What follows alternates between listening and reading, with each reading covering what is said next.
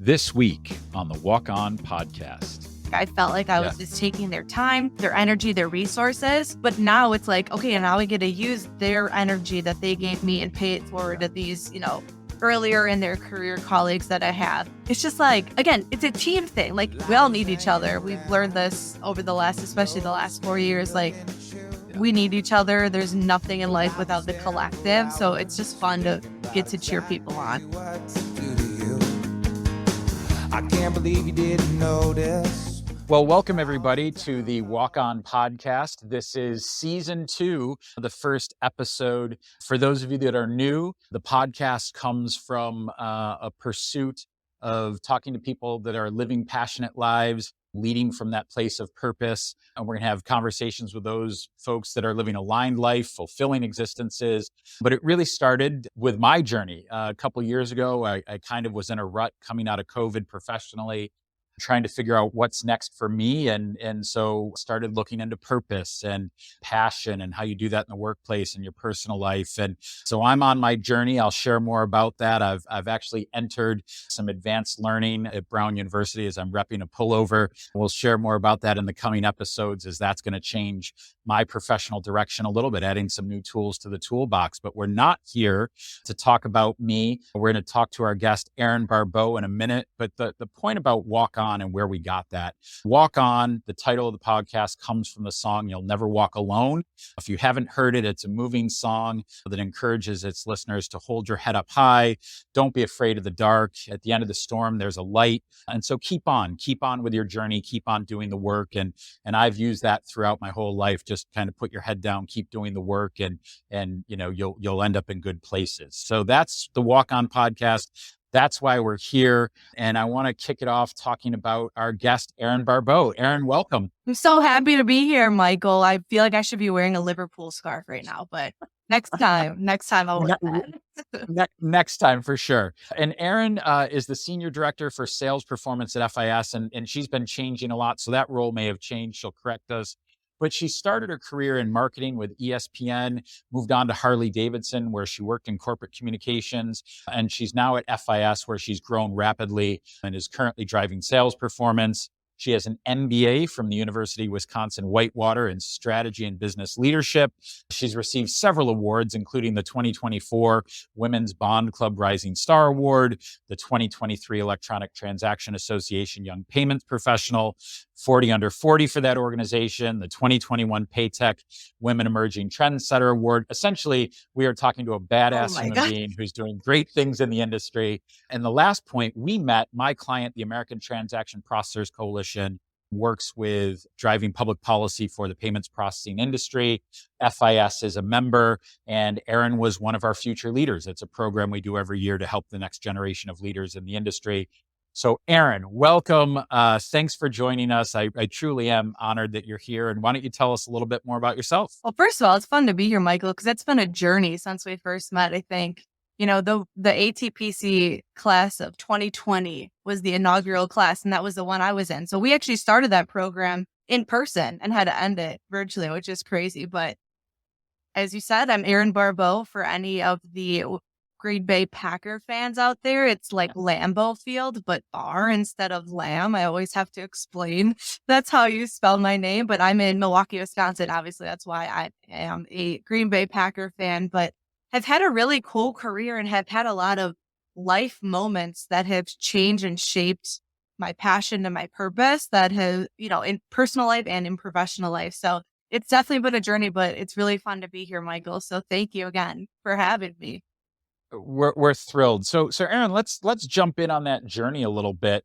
Talk about your career arc and how you got started and from Corp Com to performance and where you are today. Sure. So I went to the University of Wisconsin. So I'm a Badger for my undergrad, and I studied to be a sports broadcaster. So clearly you're getting the theme. I like soccer with Liverpool. I like the Packers. I like it all, but I really wanted to be Erin Andrews, like sideline reporter, calling football, American football games. That was totally my dream. Obviously, I'm not doing that today, but I've had some flavors of similar things. So I interned at FIS, which is my current company. And Michael, of FIS in college because it was a local company with a big office in Milwaukee. And I got lucky and got a position there within a communications type role. I worked there for 2 summers at FIS. And then my first big girl job, I call it, was at ESPN Madison. So that's a local radio station in Madison, Wisconsin, owned by Good Karma Brands, which is like an exploding company within the Milwaukee area and a lot of other areas. But so I worked there. I supported marketing. So did a lot of what we call street teaming, which is where you go to local high school basketball, football games and just activate. So we did a lot of partnership with like companies like Gatorade and things like that, just to make sure we were making a big splash within our partners. And then realized that I wanted to move back to Milwaukee and wanted to figure out how I could go back home because I was born and raised in Milwaukee and my family's here. So I wanted to be a little bit closer to home. So I actually contacted my boss when I was an intern and came back to FIS full time working in corporate risk, you guys, corporate risk. Michael, you know me pretty well. Like my personality is not corporate risk. It's a little bit different than that, but it was amazing. I learned a ton, but I didn't feel like it was the right fit for me. So I actually took a position at Harley Davidson, which everyone knows this iconic brand, especially in Milwaukee. Like that's the brand you want to work for. Yeah. You've made it if you get to work for Harley. Team. So cool. And I was actually there for the 115th anniversary. So I supported the planning of that event. So it's like a huge citywide party, motorcycles everywhere. That was amazing. I was there for about 2 years. Again, wonderful opportunity. And then, sometimes you just know where your home is. And FIS really felt like home to me. So I actually got a position offered to me when I was still at Harley. Like, hey, just take a chance. Like, consider coming back to FIS. And I returned to FIS in 2019 and haven't looked back for the last 5 years. Have gotten some amazing opportunities to grow my career and kind of grow up in the FIS organization. So that's a little bit about my winding road of a journey. I love it. And I did not realize we shared that sports broadcasting passion. When I was a kid, I was either going to be a hockey player, a landscape architect, or go to the Newhouse School at Syracuse and do sports broadcasting. Landscape architect. It's just random. I love doing yard work. But we I literally create our own Pat McAfee show. Like, let's do it. I think we should. We'll get on. Let's do it.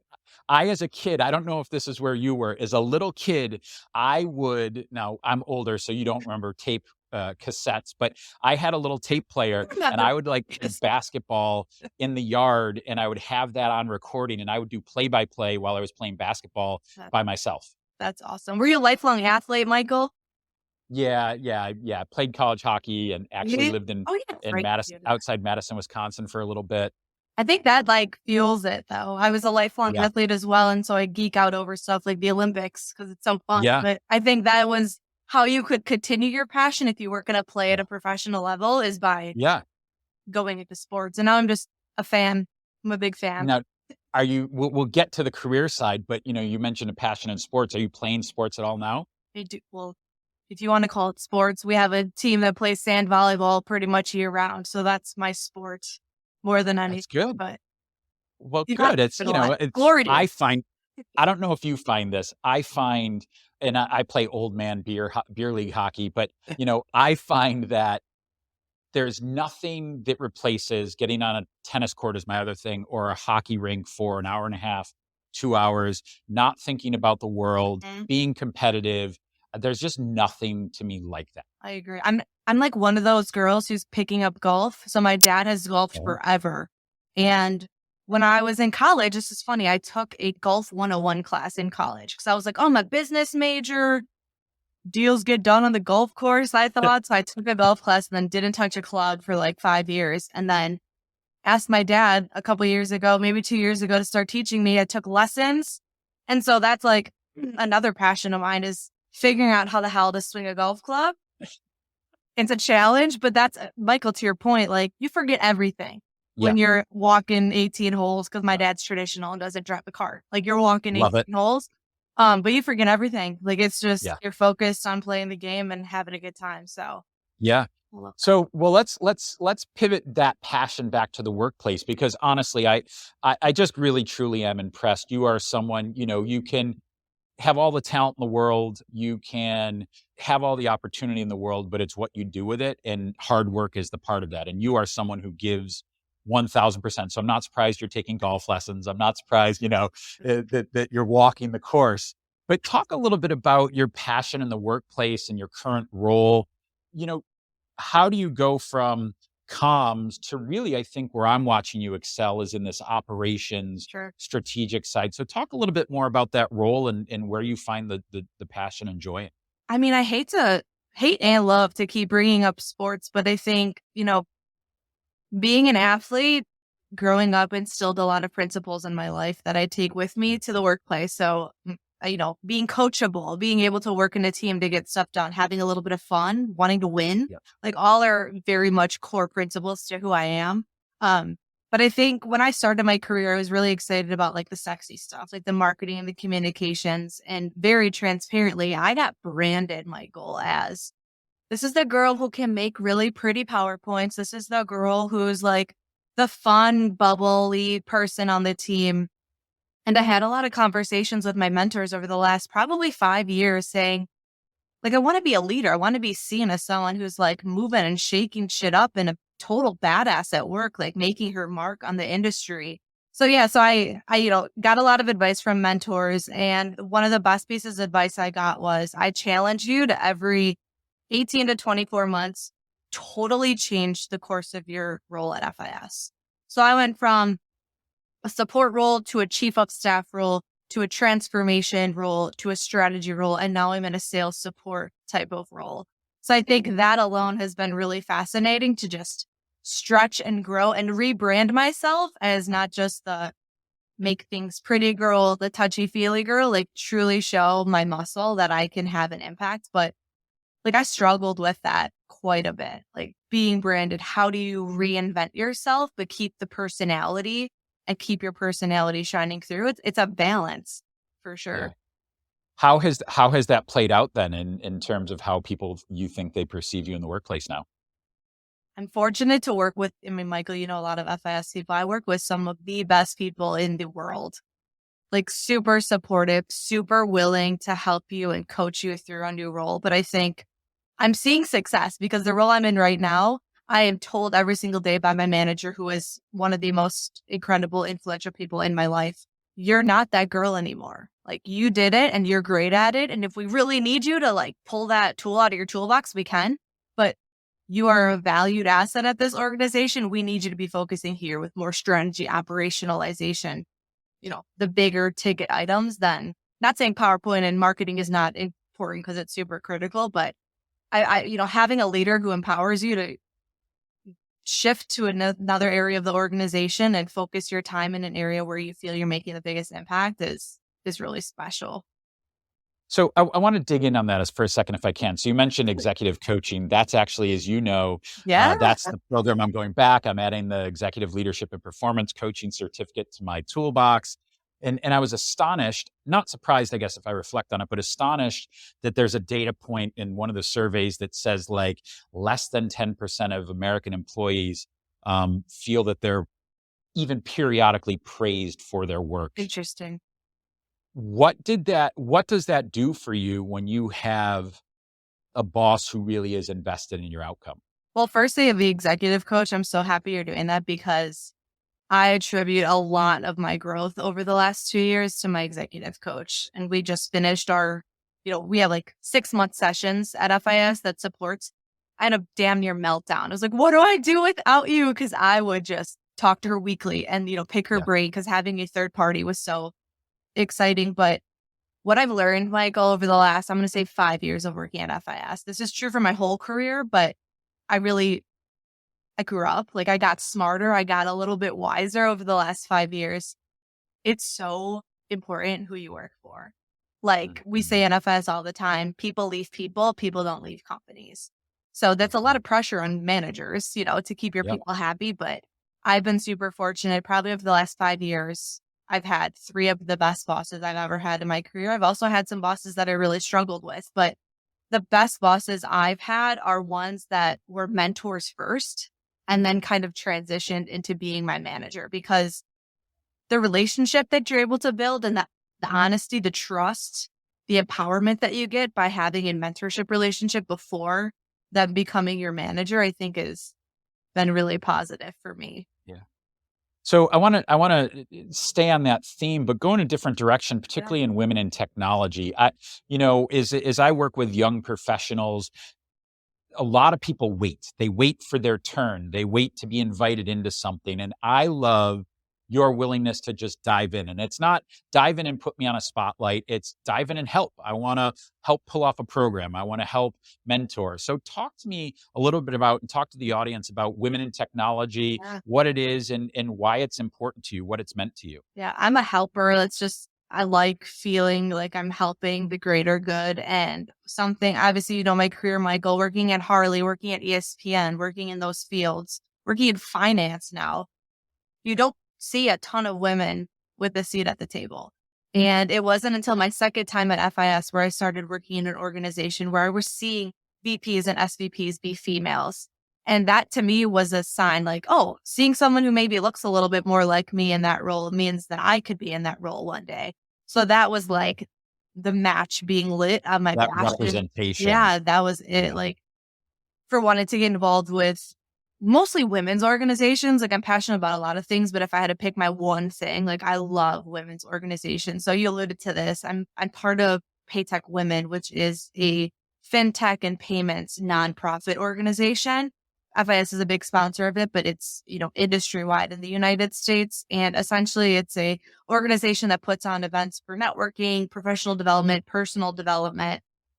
There's mentor programs. There's so much you can do there. And I lead our annual leadership summit, which is about 700 people for 2 days in Atlanta. Just the most special event, Michael. We need to get you there one time. But I've spent so much of my early career being mentored, and I hate to use this term, but like I had a lot of work moms who were my mother's age, taking me under their wing to support me. And now I feel, and I was telling my mom this the other day, talk to my mom. My mom knows everything about my life. Love. Shout out to my mother. But Shout out. like I was talking to her, I'm like, this is such a weird role that I'm in right now because I'm flipping it. I've been a mentee my entire life and now I'm being a mentor. And I had that moment where I was like, holy shit, like, I don't know if I'm qualified to be giving advice, but talking to you, Michael, and talking about, kind of the journey I've been on, you've learned a lot in 10 years Yeah. of a career, Yeah. being in the professional world. So that's, Yeah. again, my favorite thing. And you alluded to this as well, like that ability to give back finally. Because I've been Yeah. taking so much over the last, course of my career. It's really cool to flip it and be able to give back now. Well, I want to pull on that thread, but just as a quick aside, I used to do run public affairs across Southeast for Walmart, and one of the things we did was prepared various people within the company to speak to media, and I would talk to store managers all the time and say, "All right, there's a TV crew coming, and we need you to, be on camera," and they'd be Yeah. like, "I can't do that. Maybe I didn't go to college, or I didn't," and I would always push back to, "Do you run a $20 million operation? Do you have 400 employees? Do you, deal with HR issues?" That experience Wow. makes you an expert. Whether it's been 6 months or 10 years, you are an expert. So leaning into that is really powerful. And I love that you're coming into that sense. You also use the phrase, Can I pause though? But I think some yeah, of that, Michael, is like they needed someone like you to give them the confidence that they could, because I yeah. think having a champion like you in that situation has been the reason I've been able to grow confidence, like having that support. Yeah, and I just think so often people didn't talk to them in that regard. They Sure. didn't try to put them in that position. So yeah, I think champions are absolutely important, and it sounds like you've had that. But you use the phrase you were taking for so long, and now you get to give back. And I find that really fascinating because people were investing in you, right? They weren't just you weren't taking, they weren't giving, but that is a selflessness to you that I really appreciate. So what is that like now? Wearing that you've gone from that transition to taker to giver Mhm. in your parlance. How does that play out? What does that feel like? It's the coolest thing. I feel so lucky. I coached volleyball in my career and I just love the opportunity of watching someone grow and develop. So I have a lot of mentees in my life. I probably have 3 of them who are within the 22 to 24-year-old range. Like this might be their first job at FIS. And I see like so much of myself in them. Like they're really eager, but they don't quite know where they want to go or Yeah. what they want to be or who they want to be when they grow up. I don't think any of us really know what we want to be when we grow up, but that's a whole nother Right. conversation. But like I've spent, I used to put, hey, Michael, will you be my mentor? Would love to connect with you every month for 30 minutes. And that's the taking. Like I felt like I was Yes. just taking their time, their Yeah. energy, their resources. But now it's like, okay, and now I get to use their energy that they gave me and pay it forward Yeah. to these, earlier in their career colleagues that I have. And watching my mentees like figure things out, put things together, have the challenging conversations with their managers that they want to have. It's just like, again, it's a team thing. Like you just want to high five them and be like, hell yeah, like I'm so proud of you, like way to be Yeah. successful because we all need each other. We've learned this over especially the last 4 years, like Yeah. we need each other. There's nothing in life without the collective. So it's just fun to get to cheer people on. And I joke a lot that I'm like the biggest FIS cheerleader in the world. Bruce Slothers once said this, that he bleeds green. And I agree with that. Like I bleed green, but I think it's just fun to be able to cheer people on. Like I will forever be cheering people on and wanting them to be Yeah. super, super wildly successful. So just a practical piece there, you had talked about, which is really great, as you reach out to your mentor saying, here's what I need from you. I need 30 minutes. I want to talk. How are you instilling that process, or what does that process look like for this next generation of mentees and you as the next generation of mentor? Is Well, that different than it was, or? I don't know. I think it's the biggest thing that's different is, this is going to sound cliche, but having to build relationships on the camera instead of in person. But I think it will never go out of style telling someone, hey, I like your style. I respect your leadership. I want to be you one day. Will you give me advice every month? Because that's how I approached it. And that's how Yeah. for better or for worse, for right, for wrong, that's how I coach my mentees is there's no greater compliment than saying, I really respect who you are as a person and I want to learn from you. And so that's the advice I give them when they're asking someone to be their mentor, or they're asking someone to talk about career opportunities in their org. Just like we're all humans at the end of the day. Yeah. I probably say that 2 times a day. Like we are all humans figuring out life together, trying to do a little bit of good in the world. Don't forget that because we're in corporate America. Like Yeah. we're all humans. Yeah, I mean, I could bore you with that's amazing. I could bore you with all kinds of new data about workplaces, but that is the key, right? The really successful corporations realize that it's their people and not the product, Yeah. not their customer. It's investing in people. And so I think it's great and powerful that you're helping people understand that it's people helping people. Our head of sales, who is wonderful, I've learned so much from him, and I've only been in the sales world for 3 months. I knew him before that, but funny enough, we did an interview with him the other day, and he talked about like our clients, yes, are critical, but our employees are serving our clients. So you have to start with our colleagues, make sure they feel empowered, they have what they need, they're happy, and the rest will follow. We'll be able to service our clients, our shareholders will be happy, our consumers will be happy. Like it's this trickle effect that starts with the human element of employees. And if I could wear a t-shirt that said something like that every day, I would, because I think it's so easy to forget that. It's so easy to forget the human element. It's so critical.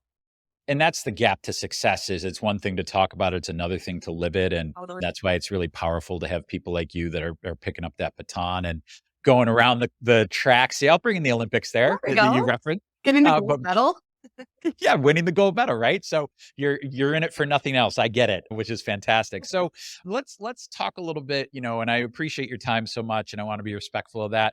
Talk a little bit about, if you would, we've talked about sports, but how do you stoke your passions? How do you stay sharp and, so that you're valuable to your team and your company, but how do you stay fresh?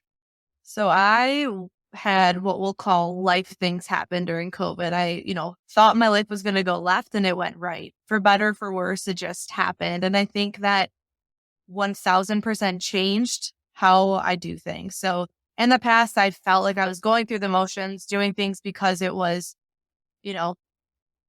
the right way to do things. What do you call it? Everyone's telling you to do something a certain way. And I started over the last 2 years really asking myself, like, what do I want to do for me? because if I take care of me, I'll take care of everyone else. Like everyone will benefit from that. So Michael, I'm on a huge, ridiculous, expensive travel kick right now. So I Okay. turned 30 in March. My mom turns 60 in a couple weeks here in September. And we did a 30-60 trip to Italy. So we spent 2 weeks in Oh my Italy, gosh. just like running around. The 2 months after that, I was in London for work. So I did like 2 months of England. And now I am currently planning a trip to Banff National Park in Canada. And then in next February, we go to Prague. So that's honestly what I love to do. I spent a lot Yeah. of my life not traveling.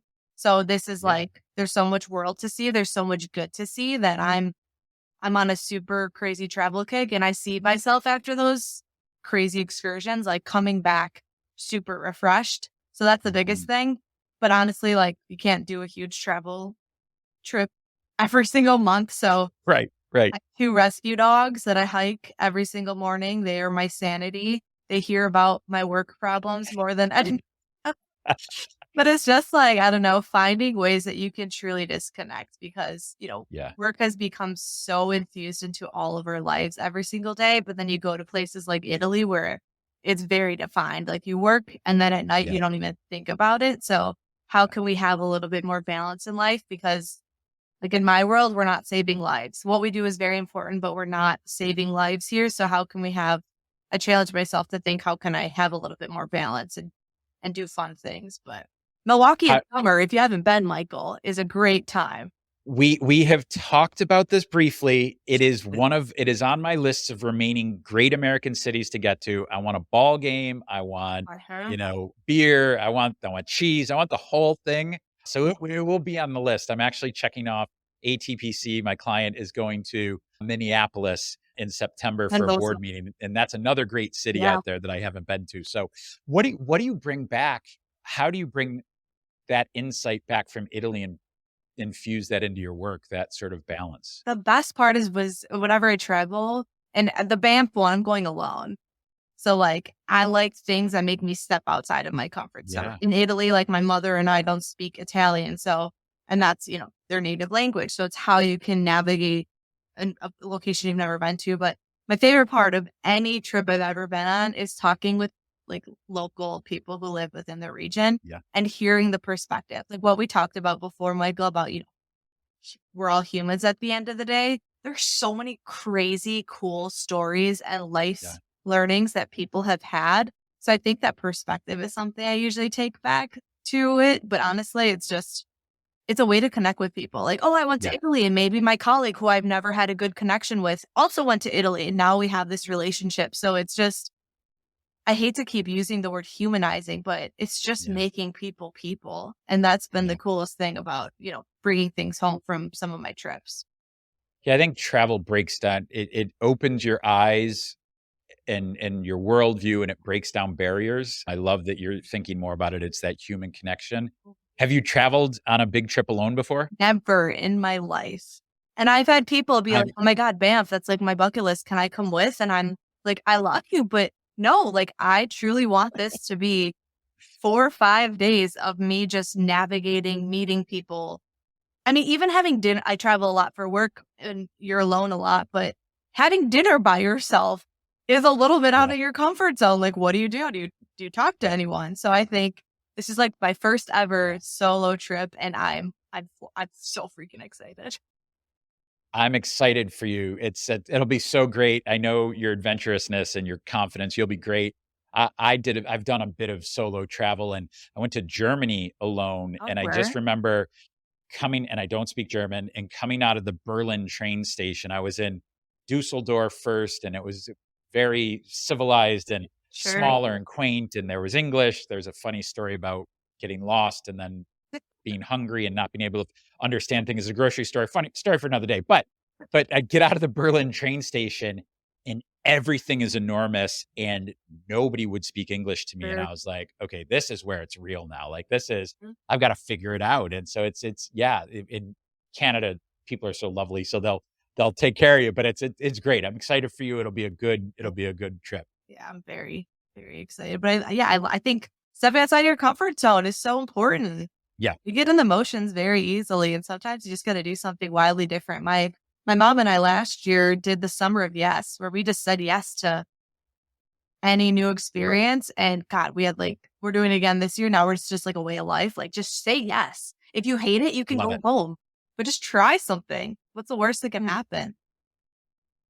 I love it. I was gonna ask another question, but I sort of feel like that's the place to end it. Just say yes. And you're saying yes to your career, you're saying yes to mentoring others, and you said yes to this podcast, and it means the world to me. I think the world of you. You're doing great things, and I'm excited to see your journey, and thanks for being on. Thanks for having me. This was fun. Anytime. Well, good, and we'll talk about that Pat McAfee like show and Wow. compare notes and get a podcast going. This was like our pilot of it. So I think we did a good job. Like we can do some good banter. I love it. All right, well, we'll talk offline. I don't know hockey, so I'll have to learn hockey before Well, we can do that. good. And I've given up on golf, so you can For give sure. me the insights from the links. Well, Erin, thanks for being on. This is the Walk On podcast, people leading with passion and purpose, providing a roadmap for your personal journey. Hear their stories, find your passion, walk on. Erin, thanks for being on. Thanks, Michael. Next up on the Walk On podcast. And this took me a while to learn as a very young entrepreneur. I was not the best boss, but the team comes first. If you have good people and a good team, you can kind of do anything because clients are going to come and go. And you can't control that, but you can control how your team is working together. If they're happy, if they're feeling balanced, that is in control. Notice me looking at you. Well, I've been staring for hours, thinking about exactly what to do to you. I can't believe you didn't notice the 1,000 times I walked by. I must have looked like you need